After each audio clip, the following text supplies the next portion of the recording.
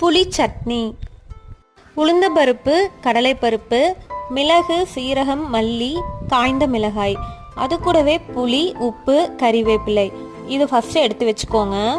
இப்போது ஒரு பேனை ஸ்டவ்வில் வச்சுட்டு கொஞ்சமாக எண்ணெய் விட்டு கடலைப்பருப்பு உளுந்து லைட்டாக ஃப்ரை பண்ணிவிட்டு அது கூடவே மல்லி, சீரகம், மிளகு, காய்ந்த மிளகாய், கறிவேப்பிலை, 4 பல்லு பூண்டு சேர்த்து நல்லா வறுத்து எடுத்துக்கோங்க.